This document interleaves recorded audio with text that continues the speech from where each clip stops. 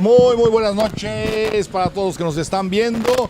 Estamos transmitiendo este programa desde el stand de la Universidad Autónoma de Yucatán, aquí en la Filey, en el edificio del siglo XXI.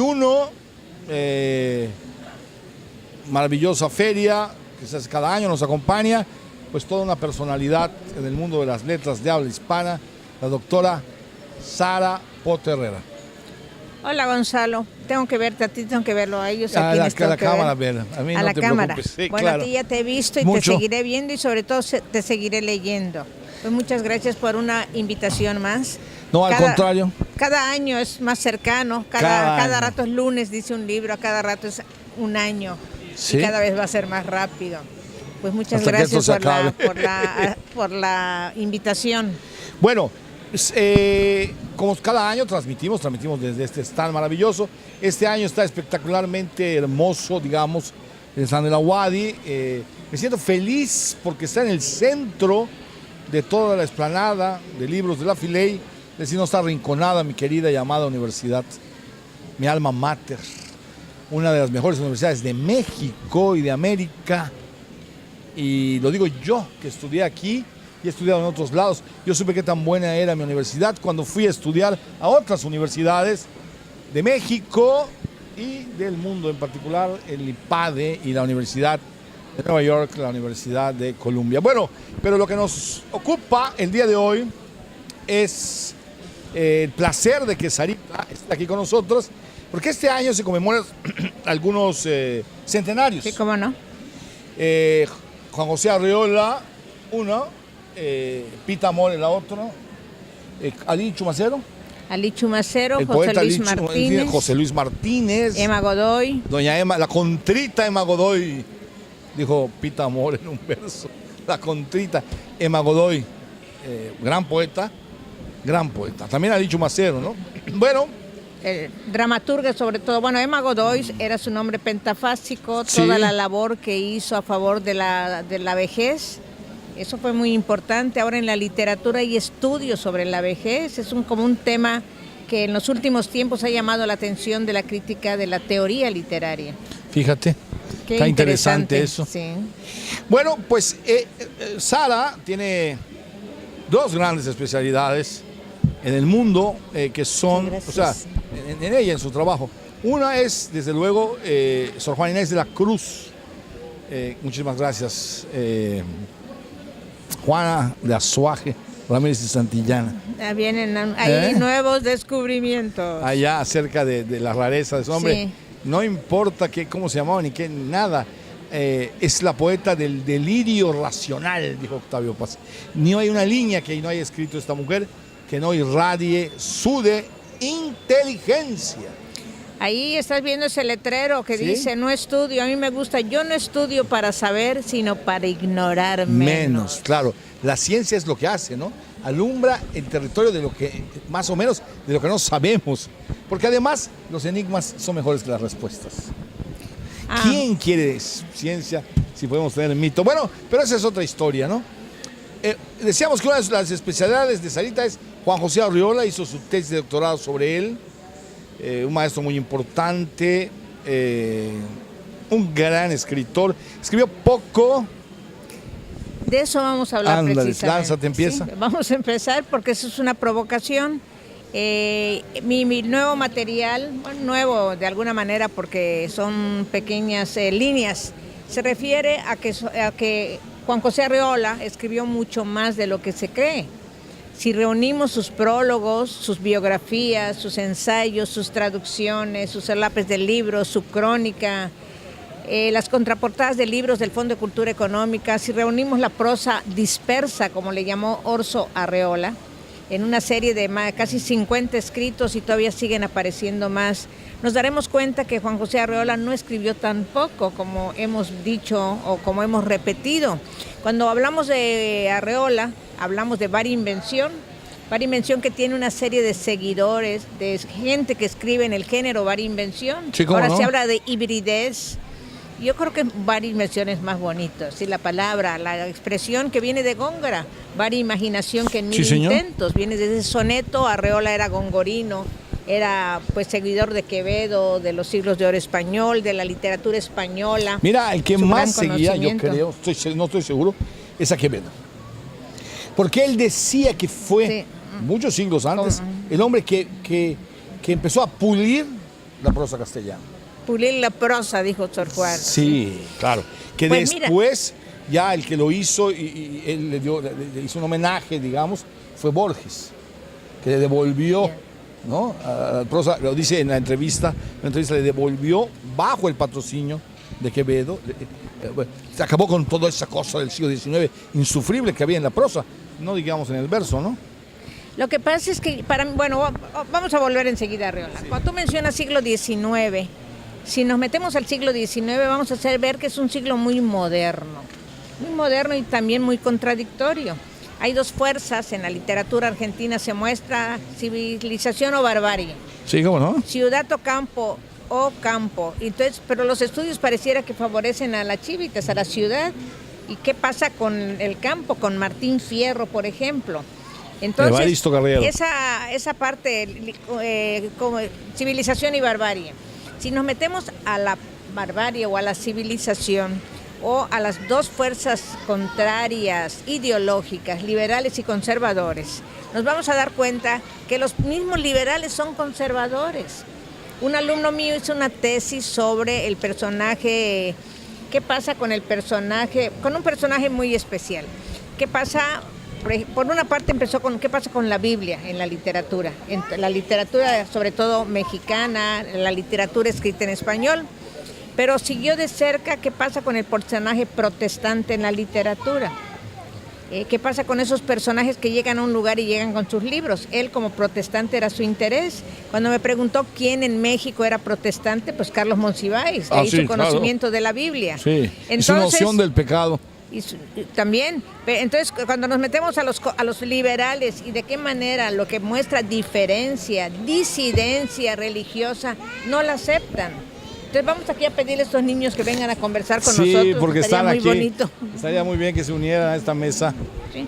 Bueno, el caso es que hay mucho que decir, pero no nos vamos a desperdigar, que nos encanta hacerlo porque uno toca la nota a pie de página, uno se va a la nota final de página, uno se va a los títulos, uno se va a los libros, a las líneas, y esto es un cuento de nunca acabar. Sí. ¿Qué pasa con Juan José Arreola? Juan José Arreola es todavía un material que está esperando a ser releído. Hay una serie de repeticiones. Entonces, ¿cómo vamos a doblar páginas para, aprovechando lo que los estudiosos de Arreola han dicho, de qué manera podemos dar una lectura todavía más rica? Él lo propone, en un siglo de su nacimiento, ¿sí? ¿Qué pasa con Juanito el Recitador? ¿Qué pasa con Arreola, que desde muy joven está atendiendo una tienda y está anotando en papel de estraza nombres que le sonaban maravillosos? Entonces nos vamos a dar cuenta de que Juan José Arreola, en su escritura compacta, precisa, no tiene registros que se repiten, de qué manera este pueblerino de Zapotlán el Grande se acerca a los grandes escritores del mundo, y que en su momento, cuando empieza a escribir, la crítica literaria lo considera afrancesado.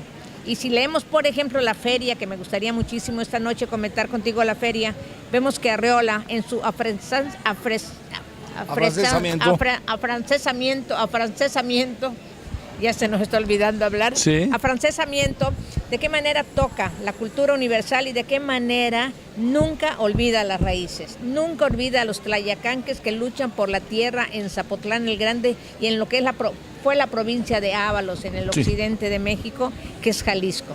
De qué manera Arreola, con ese cariño por su patria chica, por el sabor de la tierruca, ¿sí? De qué manera planteó un problema de posesión de tierras. Entonces es una novela que no es novela de la Revolución, que no es una novela histórica, que es una novela fragmentada como Pedro Páramo.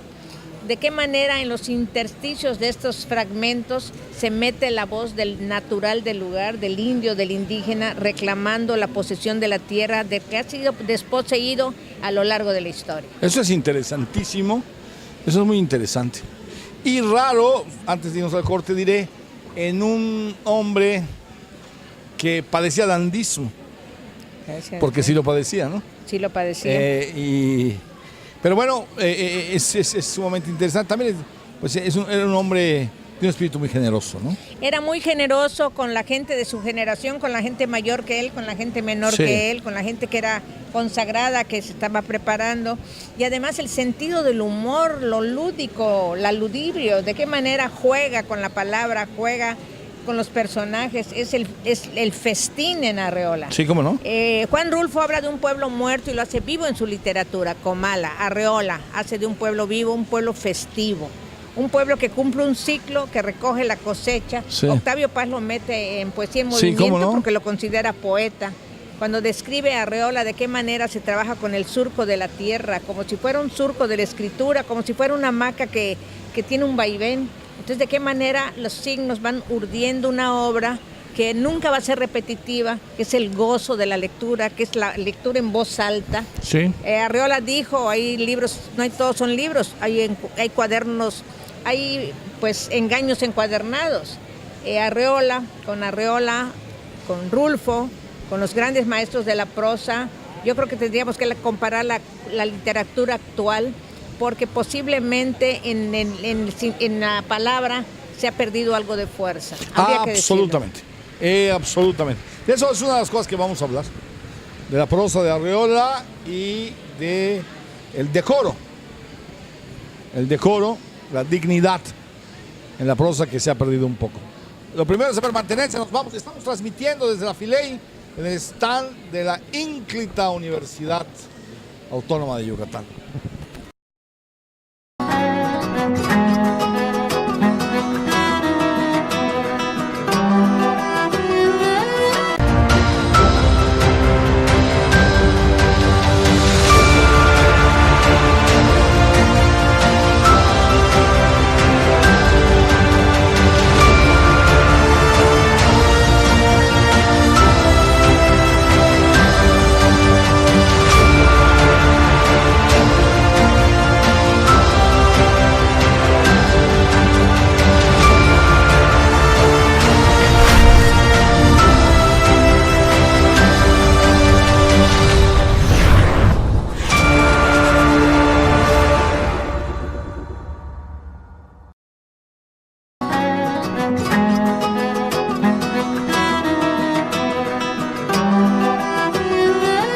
Bueno, estamos transmitiendo desde el stand, qué feo nombre, pero así es, desde el lugar de la Universidad Autónoma de Yucatán, aquí en la Filey, la Feria de la Lectura. Estamos con una eminencia, la doctora Sarita Pot Herrera, y estamos hablando de un tema que domina muy bien, que es el tema de Juan José Arreola, que este año se conmemoran 100 años de su nacimiento.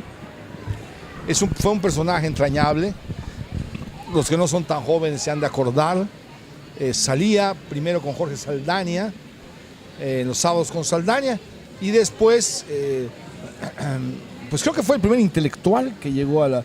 ¿no? Bueno, antes había hecho algo Álvaro Galvez Cifuentes llevando a algunas personas, y lo mismo Saldaña, pero así, de talla un escritor, fue creo que el primero. Después pasó a Televisa, todas las noches tenía un breve comentario. Era un hombre muy interesante, además. Era un hombre increíble, muy eufórico. Y era un gran escritor.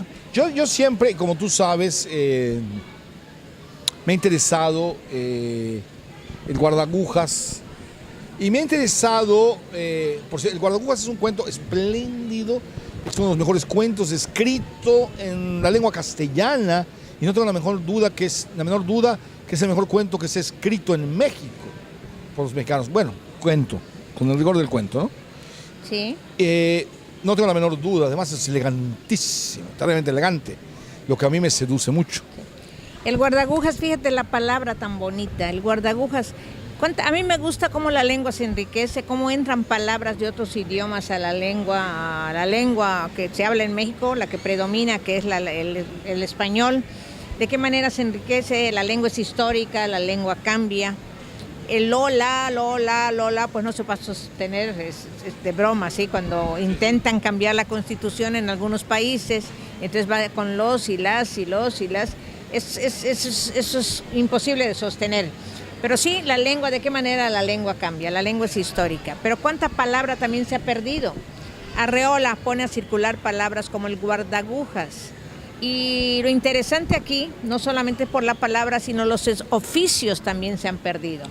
¿Quién es un guardagujas? El guardagujas es el que cuida las agujas de los trenes, ¿sí? ¿Qué tren va a pasar? ¿Qué tren se va a detener? ¿De qué baja la aguja? ¿Sube la aguja? Entonces el guardagujas de Juan José Arreola es un cuento de antología. Está en las literaturas, en las antologías del cuento, por decir de alguna manera. Porque sí, me hubiera gustado escribirlo a mí. Me hubiera gustado ser su autor. Arreola se parece al maestro Kafka, pero Arreola es festivo, lo que el maestro no tenía. El guardagujas es el desborde de la imaginación. Un escritor que cuenta su vida, pues sí, hay algo de personal en la literatura. Pero el escritor que se juega con la imaginación, ese es el escritor. El escritor que de repente dice, el tren va y como el puente está desbaratado, los pasajeros desbaratan el tren y lo van a pasar por debajo y lo van a volver a armar para que siga el tren. Sí. Es un desborde de la imaginación en un cuento que solamente sucede en una estación de tren, que es el encuentro de un forastero. Bueno, ¿sí? Voy a intervenir. ¿Dónde está la magia? Perdón que te interrumpa. ¿Dónde está ¿Y por qué esa magia a mí en México me la ejerce Juan José Arreola sobre Rulfo?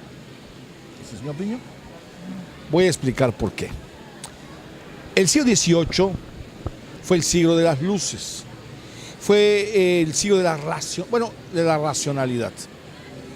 Y ya desde antes había una tensión permanente. Hay muchas tensiones en el hombre. El hombre es un ser en tensión, en un conflicto, en tensiones terribles, ¿no?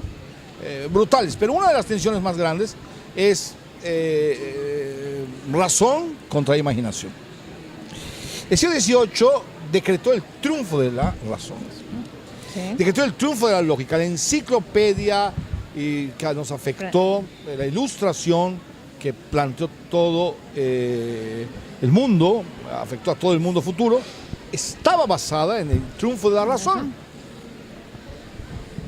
Pero en el siglo XX, hombres como Juan José Arreola, no niego a Kafka, por favor, para nada, por favor. Dios guarde la hora, Maestro, ni a otros sí. tantos grandísimos. Bueno, Kafka desde luego es un monstruo, ¿no? En el día que se iba a convertir en una cucaracha, Gregorio Samsa se despertó a las 4:30 de la mañana. Bueno, en un escarabajo es una cosa, no tiene fin, pero bueno. Para mí, en México, en el mundo de habla hispana, Juan José Arreola, Elena Garro, desde luego Gabriel García Márquez y Juan Rulfo nos replantean la reivindicación de la imaginación sobre la razón. La razón nos ha hecho profundamente infelices. Por eso ellos, el mensaje que lanzan, y aludo a Juan José Arreola más que a otros, es tanta imaginación como sea posible y tan poca razón como sea necesaria. Bueno, Arreola dice que de niños, ¿por qué si somos tan inteligentes, de grandes somos tan brutos, tan tontos, ¿sí?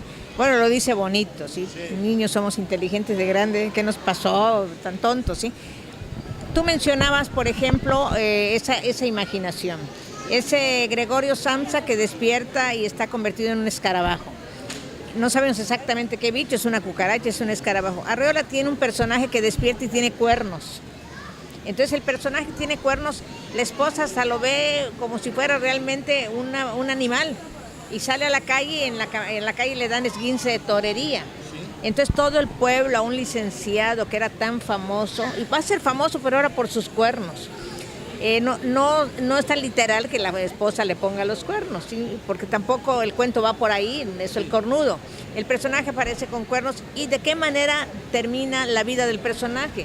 El personaje va a morir, se va a convertir el pueblo en un ruedo y el personaje va a ser el centro de la atención con mucha tristeza para él y al final, ¿en qué consiste lo festivo?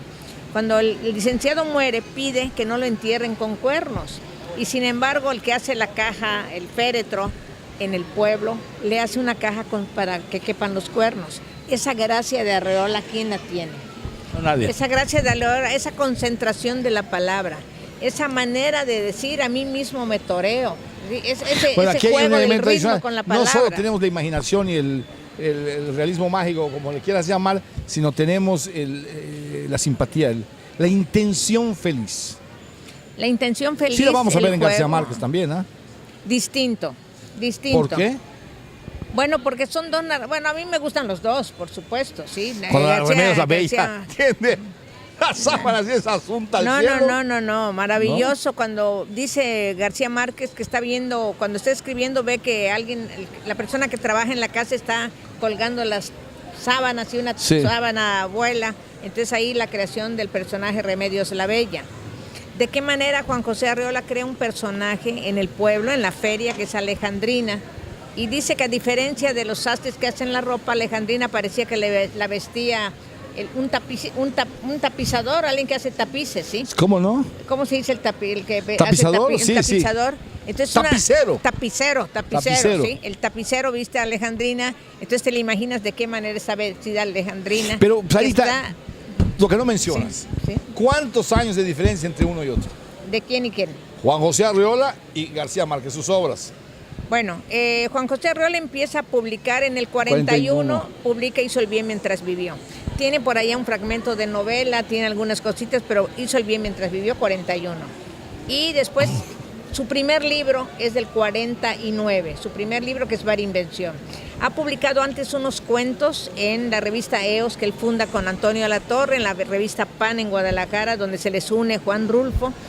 Y cuando se va a París, en un París destrozado por la guerra, cuenta a Juan José Arreola que ya tenía cierta enfermedad con el estómago, por eso tan delgadito. Sí, ¿cómo de no? qué manera Siempre estuvo tuvo enfermo. y además temía estar en lo abierto y en lo cerrado. Y un día lo metí en un elevador y me abrazó porque no podía con el lugar del encierro. Bueno, Arreola cuando está en París cuenta cosas así, está triste, está deprimido y se va al Louvre. Y en el Louvre no hay nadie. Y de repente en una sala muy amplia hay un cuadro en el piso y él le da la vuelta y es la Gioconda. Entonces abraza el cuadro y se pone a bailar con la Gioconda en todo el salón. Esa imaginación, que además la metía en su propio cuerpo, del cuerpo le salía la imaginación, es precisamente la capacidad infinita de la creación. Sí, señor. ¿Sí? Con la palabra, con la imaginación, var invención, confabulario, Ese es el hombre. bestiario, inventario, la feria, la palabra educación, lectura en voz alta.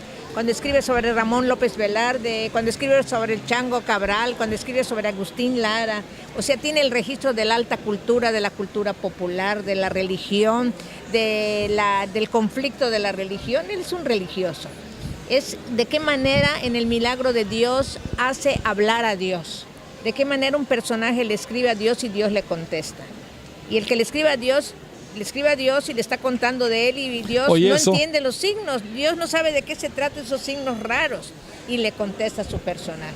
Entonces, ¿de qué manera logra, por ejemplo, hablar como Dios sin pretender hablar como Dios? De ninguna manera, es un juego. O de qué manera mete la Biblia y la Biblia la va a ir adecuando, la adecua precisamente al contexto rural de Zapotlán el Grande. Entonces va a ser una Biblia rural también, en ese arte del acomodo, en ese arte, yo le llamo el arte de la combinatoria. Porque si escribió poco lo que oficialmente conocemos, de qué manera hizo girar sus piezas, y yo en un momento propuse que se convirtía en una banda de Moebius, en una botella de Klein, en una obra que va de atrás para adelante, palindromática, como es uno de sus libros, Sí, ¿cómo no? Palindroma. Yo encuentro feliz esto, porque esos son los hombres que nutren a la humanidad. La naturaleza es la naturaleza. La lógica es un invento que sirve para algunas cosas. Pero el hombre es ese, el que va al Louvre, no se encuentra con nadie, ve a la Gioconda y baila con ella. Y baila con ella. Ese soy yo. No paseé el Louvre así, pero paseé el del Paseo de la Castellana en el Prado, Ajá. en soledad. Y sientes eso, esas ganas de bailar aquel juego donde se agarran todos, se tapan, la gallina Sí. ciega que está allá, la pintura, ¿me entiendes? llegas a entrar, ¿no? al entierro del conde de Ordaz, aunque De esté muy Ordaz, feo. sí. ¿Ya me entendiste? Sí. Y Sí. ves la victoria de Samotracia en otro lado. Te ves- quedas horas viendo a la viéndola, Samotracia, y sí. ¿cuántos siglos hace que el vestido está suspendido en el aire y se mueve? Yo cuando era niño, Sarita, hacíamos temporada y me habían dicho que el agua de mar venía de otros países, y todas las mañanas hasta hoy, siempre cuando he estado lejos del mar, lo recuerdo, es el sonido, el ronroneo. Y yo preguntaba, ¿y esta agua de mar qué idioma habla? Ay, qué bonita. ¿Qué idioma? ¿De dónde viene? ¿Qué hablará? ¿Qué idioma hablará? Lo primero es, a ver, mantenencia, nos vamos y regresamos.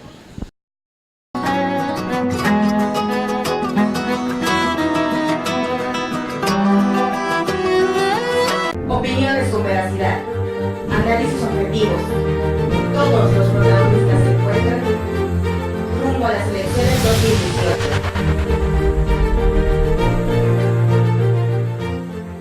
Contar con información sobre métodos de anticoncepción y educación sobre sexualidad previene embarazos en las niñas y las adolescentes. La prevención del embarazo es un derecho sexual y reproductivo. Pongámoslo en práctica. Es tu cuerpo, tú decides. Por una vida libre de violencias para las mujeres y las niñas. Gobierno del Estado, comprometidos con tu bienestar.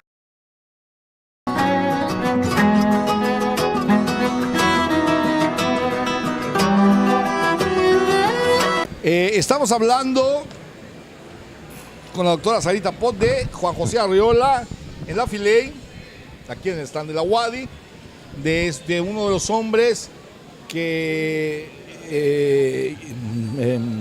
más importantes Y la generosidad sí, en la historia. de este Yo siempre he hombre. pensado que en la universidad y en la escuela habría, siempre he pensado, lo he propuesto muchas veces, en algunos foros, que así como matemáticas se estudia desde el primer año hasta el último de carrera, se estudia literatura, pero más que nada había que estudiar la literatura fantástica, que es la que destapa la creatividad del hombre. Hay un ejercicio que se hace para solucionar problemas en la administración, se llama brainstorm, tormenta de ideas. Sí. Hay que buscar una solución a este problema, independientemente de que sea racional o no lo sea. Claro. Es que ¿qué es lo racional o qué es la realidad? Sí, todo cambia, todo es histórico. Hay realidades, desde Cervantes sabemos que tú puedes tener la verdad y yo también, y los que nos rodean también, son verdades. Quincy decía, hay tanta multiplicidad de eventos que nunca podemos decir que se puede hacer la historia. No, nadie tiene la última palabra. Y la primera habría que localizar quién la tuvo. ¿Qué pasa con Arriola? Arriola, aparte de divertirse, de gozar con su escritura, en una ocasión Arriola está terminando una revista y hay un huequito, un vacío, no tiene texto. Y construye, hace, escribe, crea, inventa un texto que es Carta a un zapatero, que luego se va a llamar Carta a un zapatero que compuso mal unos zapatos. Carta a un zapatero es una carta al zapatero y dice, ¿usted qué hizo con mis zapatos? Mis zapatos eran como la extensión de mi piel, de mi pie, y usted los ha dejado duro, no pueden entrar. Entonces es todo un tratadito, breve, sabio, sobre la función del oficio del zapatero. ¿O qué pasa cuando se mete al cine, un pacto con el diablo, y de qué manera logra, y además tiene ecos, es eco de muchas literaturas anteriores a él, es diálogo con su época, es como hemos llamado y se llamaba y se sigue llamando intertextualidad, aunque la palabra en un principio como que molestaba, ¿no? La relación de textos.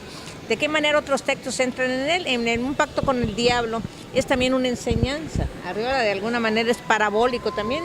Tiene un texto parábola del trueque que es una maravilla.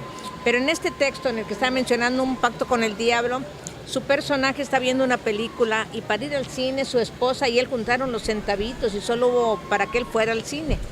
Y hay alguien junto a él queriendo conversar y ahí están pasando la película de un personaje que es muy pobre y que le vende el alma al diablo. ¿Sí? Y cuando ya está llegando la fecha para que recoja el alma al diablo, a ver qué va a pasar, entonces la persona que está junto a él le propone ser rico, entonces él le dice que deje ver cómo termina la película. No voy a decir cómo termina, se va a su casa, le cuenta a la esposa, porque en un momento se da cuenta quién es que está junto a él, nada menos que el diablo. Les llega a su casa, se lo cuenta a la esposa y la esposa le dice, te dormiste, eso pasó, no había nadie junto a ti. Dice, pero antes de dormir en mi casa me di cuenta cuando mi esposa salió a la puerta y puso una cruz de ceniza. ¿Sí? Sí. Así el va de retro famoso, que aparece, va de retro Satán. Va de retro Satanás. Va de retro Satán. Satanás. Esto es una de las tentaciones del demonio a Jesucristo. Sí, pues claro que Claro, sí. es una de las tentaciones de los 40 días, como ahorita de Cuaresma, es esta. Te voy a hacer rico, voy a convertir todas estas piedras en oro para ti. Es la seducción del diablo. Bueno, El diablo sí. te seduce por el dinero, por el placer y por el poder. Y hablando de, mencionamos lo parabólico, hay un cuento de Arriola que es parábola del trueque. Entonces llega un ropavejero a una aldea y empieza a cambio esposas viejas por nuevas, cambio esposas viejas por nuevas. Todo el mundo lleva a su esposa, hasta un recién casado lleva a su esposa para cambiarla por unas rubias despampanantes. El narrador, quien cuenta la historia, dice que ve a la esposa y pues la estima, la quiere y no la cambia. Entonces en las tardes pasan las mujeres maravillosas por el pueblo y él las está viendo a través de la ventana. Dice que en un momento ve una mujer con una mirada de leopardo y casi se estrella para verla allá afuera. Y voltea y ver a la esposa que está cosiendo la ropa con las iniciales de costumbre, de la boda, del casamiento, del matrimonio de años. Pero un día, él estaba resignado a quedarse con ella, pero un día las mujeres despampanantes empiezan a oxidarse. Entonces todos los maridos que cambiaron a sus esposas por esta fantasía, pues van a buscar al ropavejero, pues le van a reclamar. Sí, sí. Sí, porque las mujeres se van a hacer oxidadas, las mujeres son artificiales. Sí, ¿cómo no? Y el joven que cambió a su esposa jovencita, recién casada, pues enloquece. Entonces en ese momento la mujer, lo cotidiano, lo aburrido de un 20, 40, 60 años de matrimonio en este cuento, pues cobra una presencia que no había tenido nadie. ¿O qué pasa con el prodigioso miligramo? Sí. Que es el trabajo de las hormigas. Entonces, su obra es un prodigioso miligramo, ¿sí? Son garbanzos de a libra.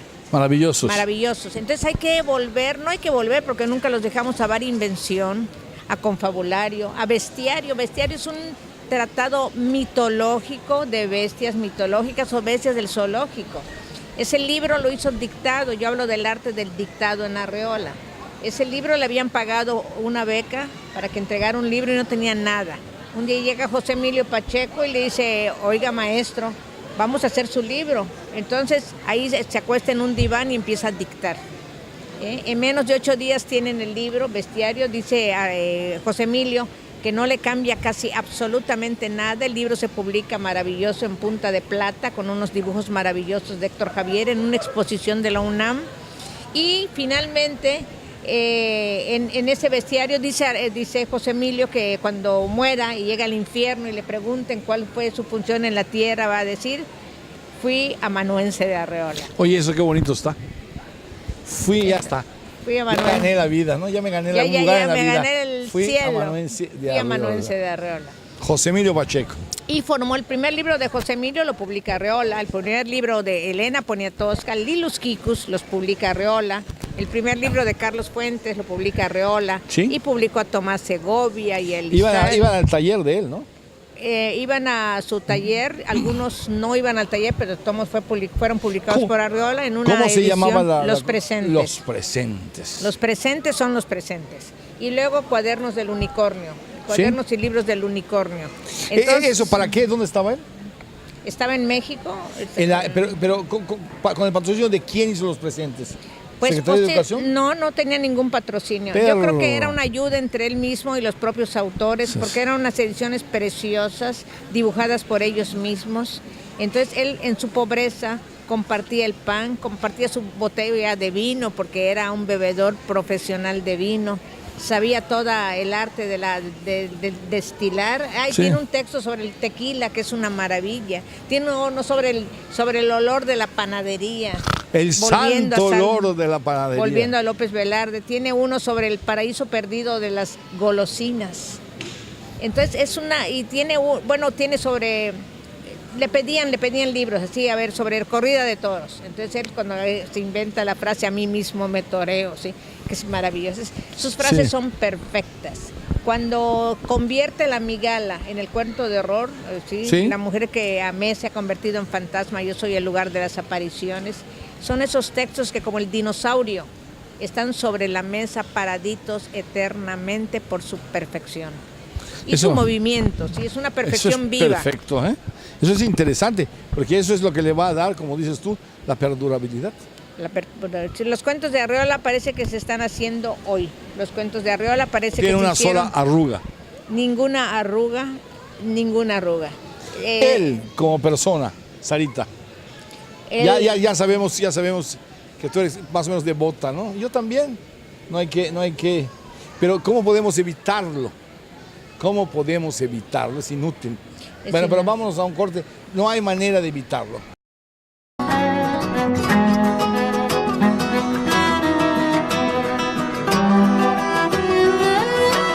Las mujeres y las niñas tenemos derecho a una vida sin discriminación, sin violencia y con igualdad de género. Conoce y exige tus derechos. Consulta yucatán.gov.mx. Identifica, denuncia. Por una vida libre de violencias para las mujeres y las niñas. Gobierno del Estado, comprometidos con tu bienestar. En la Universidad Politécnica de Yucatán diseñamos el futuro. ¡Únete! Examen de admisión 27 de mayo. Para más información consulta la página de internet www.upy.edu.mx. Gobierno del Estado, comprometidos con tu bienestar.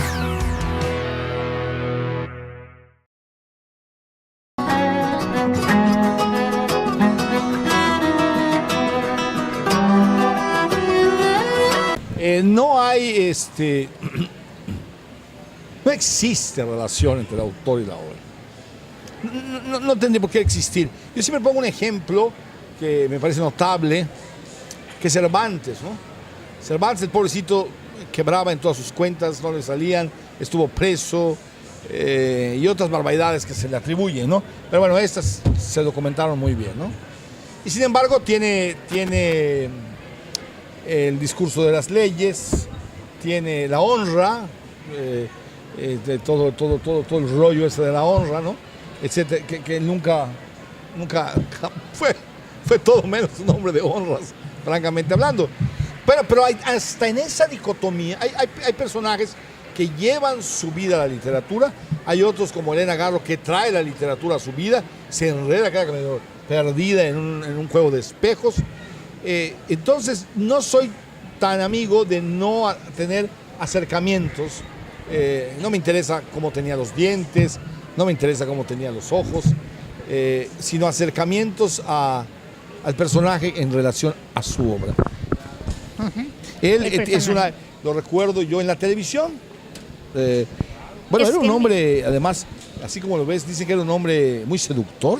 Era muy seductor, siempre fue seductor. Y la gracia misma que tenía natural era parte de su seducción. La manera de hablar, el tono de la voz. Era un actor, ¿sí? Además, hablando del hombre Arreola, esa pobreza fue una dignidad. Vivió en la pobreza, pero en una gran dignidad. Pero Sarita, ¿realmente vivió en la pobreza? Pues así como en la miseria, ¿no? No. Pero vivían con mucha carencia. Hijita, pero cuando ya trabajaba en Televisa, no, yo tengo noticias que le pagaban muy bien. Cuando empezó a trabajar en Televisa, cuando empezó a trabajar en la televisión. ¿En la televisión? Su vida cambió. Nunca fue pobre, ¿no? No fue pobre. Es una familia que tiene toda una alcurnia, una tradición, un linaje pueblerino, pero tuvo un tío inventor, tuvo un tío sacerdote. El inventor también fue sacerdote, pero en un momento hubo tanta restricción que dijo hasta aquí llegué. Entonces tiene unos inventos, tiene un estudio sobre lenguas originarias. Tiene dos tíos que son parte de la familia, de ese árbol genealógico del que él habla y del que él le gusta hablar, ¿sí? Porque a diferencia de Rulfo, que esconde de alguna manera su historia y conserva su intimidad, Arreola era un hombre público, ¿sí? Era un hombre público, y el Arreola vivía de una manera muy precaria, siempre elegantito, con un conocimiento de la textura, dibujaba, hacía muebles, cocinaba. No usaba corbata normal, usaba lo que se llama gasné la mayoría de las veces. Es decir, la corbata del siglo XIX de las mañanas. A veces se ponía un fistol. Y se ponía sus trajes de terciopelo con tenis. Sí. Entonces, y además andaba en una motocicletita o andaba sus en sombreros. bicicleta y jugaba ping pong y jugaba ajedrez. Era un hombre universal. No, sabía de todo, sabía de música, sabía de literatura, sabía de textura, sabía de pintura.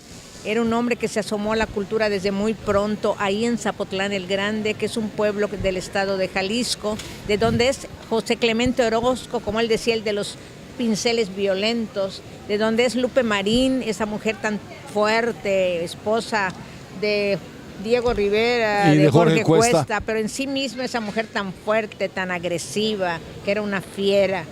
Y también de ahí es Consuelito Velázquez, ¿sí? De Bésame Mucho. Entonces es un pueblo que ha dado grandes personajes. Uno de los personajes es Arreola, pueblo que fue visitado por Valle Inclán, pueblo que fue visitado por Pablo Neruda, por Carlos Pellicer. En Jalisco, como en toda la República, se habla de un pueblo, pero es una zona. Es una zona muy... como decir, los Altos de Jalisco, ¿no? O sea, y allá alrededor de Zapotlán, porque sácame de dudas, yo siempre me confundo. Hay Zapotlanejo.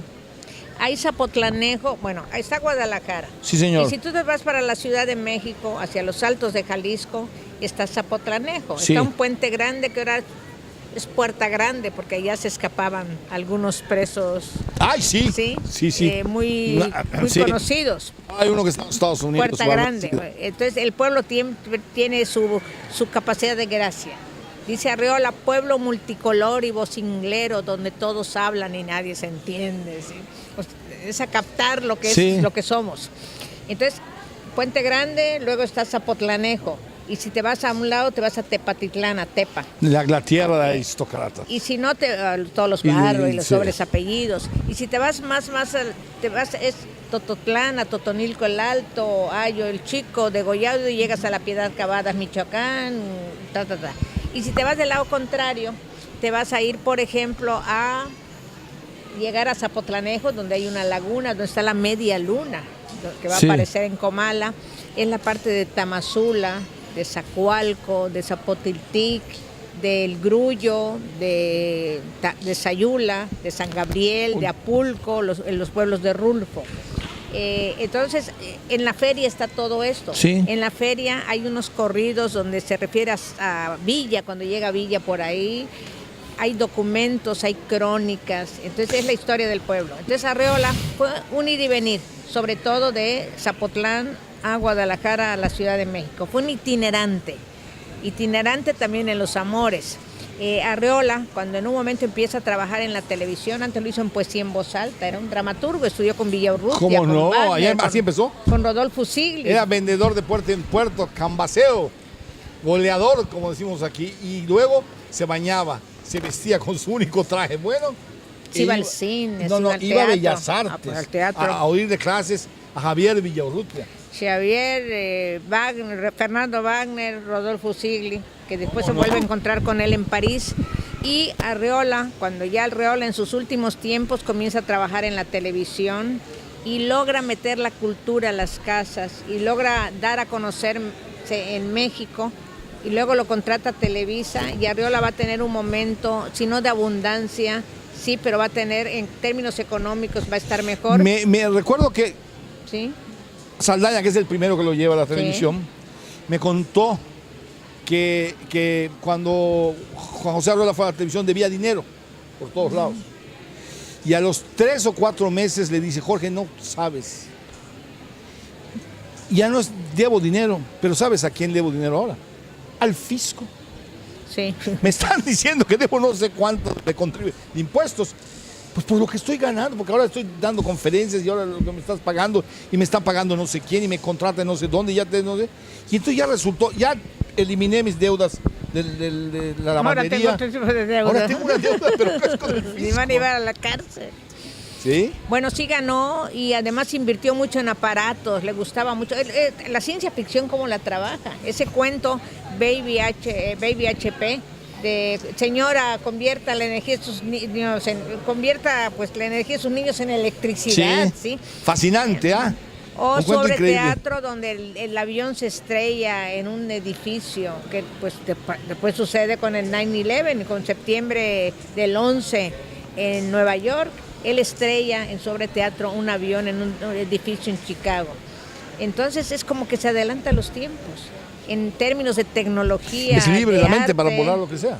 ¿Cómo? Sí. Es libre la Es mente libre, para libre. imaginarse lo que sea. Julio Verne, Entonces, todos. Usted rescata la tierra, la posesión de la tierra del natural del lugar, vuela en el avión que va a estrellar ahí en Chicago y además son personajes los suyos que pueden ser pueblerinos o no serlo. Entonces tiene el registro de la palabra, de la cultura, de lo rural, de lo citadino, del hoy, del ayer, su capacidad, su oído prodigioso para aprender el francés, para repetir los versos de los otros, para hacer de su prosa poesía también.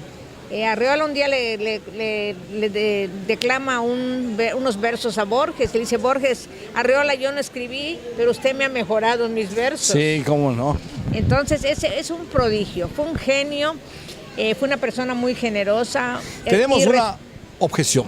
O es un comentario. Sí, muy irresponsable en términos amorosos. ¿En qué sentido?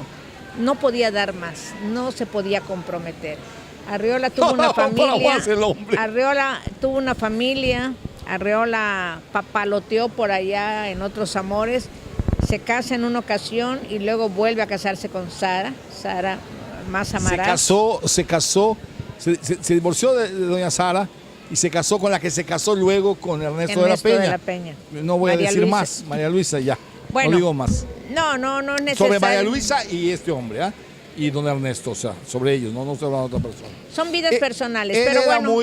él era un hombre con mucho pegue, aunque no lo crean ustedes. Un enorme pegue. En la universidad, donde daba clase, era un hombre que seducía a todas las mujeres. No veo por qué. Lo que pasa es que era muy delgadito también, entonces tenía cuerpo de adolescente. Lo tuvo siempre. Y se menciona cuando está dando clases en la UNAM, porque todo el mundo quería Arreola. Sí. Mujeres, hombres, jóvenes, Todo. Sí, todo el mundo. Y yo cuando andaba en las calles de México con él, todo el mundo lo saludaba. Y incluso él saludaba a los que no lo saludaban. Un día está declamando a Villaurrutia en la UNAM en una clase de literatura y en filosofía y letras y se va la luz. Entonces Arreola estaba declamando un nocturno de Villaurrutia. Amor es una duda, es una pregunta. Y se va la luz y sigue declamando con ese tono de voz. Y al final, porque amar es una indolencia, un silencio. Fue un momento místico. Sí, cómo no. Entonces esa capacidad del oído, del conocer la palabra del otro. Hay una pregunta que te tengo que hacer. En los términos de la modernidad, es decir, el Renacimiento, vamos a decir, los tiempos, o quizá después, no sé. Una de las obligaciones de un intelectual tiene que enseñar, escribir y criticar a la sociedad. Ejercer la crítica moral, lo que tanta falta nos hace en México. Un reproche grandísimo a José Arreola es que nunca ejerció la crítica. ¿Qué tipo de crítica? Pues la crítica moral, la crítica política, no a los políticos, esa no es crítica. El que está criticando a los políticos, como decía Borges, que se dedique a otra cosa si es escritor o que no escriba nada, lo que está buscando es compartir el poder. Pero la crítica moral, la crítica a las costumbres, él vivió muchas cosas, se firmaron muchos documentos en la época de él, 68, 71, Voces Fuertes, Paz, bueno, muchos, Monsiváis, a él no se le oye. Sí se le oye, sí se le oye, sí se le oye. Se le oye y además hay anécdotas. Si tú revisas precisamente esa prosa dispersa, esa depresión que le llega, de qué manera vive en el 68, cuando te lo cuenta Orso, acabamos de San Miguel de Allende, y cómo cuenta su hijo las experiencias que tuvieron en ese verano, desde el verano del 68, o las experiencias del padre en Cuba, cuando están en Cuba y da cursos. ¿De qué manera Arreola critica a su época? En el Guardagujas hay una crítica feroz al sistema social. en la manera de el no funcionamiento de un medio de transporte que es el ferrocarril, que después se adelanta porque ¿dónde están los ferrocarriles en México? Desaparecieron. Arreola hace una crítica feroz a la desigualdad social en la feria, en esa cotidianidad pueblerina, en ese libro que es una crónica, que es un libro épico, ¿sí? Es un compromiso ético con los naturales del lugar. Arreola hace una crítica. Y si nos vamos a lecturas, depende cómo tú lo leas. Si lo lees desde un código de risa, te ríes. Si lo lees desde un código feminista, no sabes si es machista o feminista. Si lo lees con un código de crítica social, esa es nuestra metodología de trabajo, como del texto te vas al contexto Eso social. es absolutamente incuestionable, ¿no? Aludo a los grandes, en 60, 70, la llegada de Paz, sobre todo. Bueno, ya don Fernando Benítez antes un poco, ¿eh? Luego la llegada de Paz, la revista que fundan, que se llama Plural, ejercen una fuerte crítica con el Excelsior, ¿no? Con don Daniel Cosío Villegas, Octavio Paz, bueno, dijimos ya Carlos Fuentes, Mario Vargas Llosa, que empieza a colaborar desde fuera, y otros muchos, Isaías Berlín, trajeron a escritores de todo el mundo. No se le ve en ese código. No se le oye, me parece, rectifico, me parece. Tampoco se le va a ver, cuando el golpe Excelsior se le va a oír, tampoco se le va a oír en mayor forma envuelta, a pesar de que era muy admirado por Octavio Paz, ¿no? Sí, pero Arreola tuvo una condición, digamos, de salud frágil. Ajá. De una fragilidad en la salud, de una persona indefensa de alguna manera que siempre necesitaba la compañía del otro, de la hija, del hermano, que sufría realmente de problemas de persecución, no podía ni con el espacio vacío, el espacio abierto, la agorafobia que tenía y la claustrofobia que tenía. Es una persona, digamos, débil de alguna manera, pero tuvo un sentido crítico, no manifiesto. ¿Cuánta gente que habló de los indígenas de México cuando Elena Garro les lleva a los indígenas, el Día del Indígena, que están brindando con vino blanco por los indígenas, voltean a verlos y como huelen mal, como no se han bañado, no tienen agua, entonces voltean y los ven así que, ay, ¿de qué se trata? Cuando estaban brindando por en la Avenida Universidad, allá ¿sí? ¿Cómo no? Entonces esos desplantes de compromiso político, hay muchos desplantes que en eso se quedan. No me refiero a Paz, obviamente que no. No me refiero a otros hombres que sí se han comprometido, no solamente desde la postura José y el Revueltas, José Efraín Revueltas. Huerta. José Revueltas, un hombre tan sufrido, tan perseguido por el gobierno, hasta de su partido político. ¿Y qué dijo Octavio Paz de él? Es el hombre más limpio de México. Dijo el hombre más puro de México. Más puro de México. Como decía David Huerta, el premio Excelencia en las Letras, José Emilio Pacheco, decía: ideológicamente pudieron separarse, pero nunca se separaron por la palabra, porque creían en la poesía. Y una manera de ver el mundo es creer en la poesía. Claro. Y una manera de resolver el mundo es leer y es educarnos. Y Arreola abogó mucho por el desposeído, por el joven. Sí, tenía una fe infinita en los jóvenes. Desde su primera antología Lectura en Voz Alta, que anoche recordábamos, el primer texto es uno de Antonio Mediz Bolio. ¿Sí? Entonces, ¿cómo hace una selección de lectura y se le ofrece al joven? ¿Y de qué manera habla con sus nietos? Y está pensando en los niños que eran en ese momento y que en unos años se van a convertir en pilares de una sociedad que cada día se desquebraja. Entonces, como somos optimistas, Arreola también lo era. ¿Sí? Entonces, sí, cree en la capacidad del otro. Sí. ¿Sí? Cree en el oficio, en el artesano, cree en la palabra. ¿Se acabó tú? Perdón, que te interrumpa. ¿Sí? Sí, creen, sí. Sí. Eso va a salir en el programa, se acabó tú. No, es que me está partizando este hombre. Mira, entonces tú dices sí es un crítico. Es un crítico, y si no tuviera una conciencia en términos de clase social, yo creo que quedaría en formal, en preciosista, en afrancesado, y Arreola posiblemente tuvo esos rasgos de fineza, pero al mismo tiempo fue un hombre que se comprometió con su época. Mira, eso es interesante. Eso siempre hay que destacarlo. Son los perfiles, es el deber también del intelectual. Un intelectual que no hace la crítica, puede ser académico, puede ser lo que quieras, pero no es intelectual. No está cumpliendo con su deber, ni con su época, ni con el mundo. Ok? Se acabó esto, no? Il mezzo del cammin di nostra vita, se fine questión para que la emisión finí. The time is over, se acabó. Se gastó por hoy. Muchísimas gracias a Sarita Pot. Perdóname que te haya interrumpido, es que me presiona este hombre horriblemente y estaba preguntando si es que ya se había acabado, pero se acabó por hoy, pero mañana a la misma hora nos pueden ver. Vamos a estar transmitiendo desde aquí el homenaje a Guadalupe Amor Schmidt.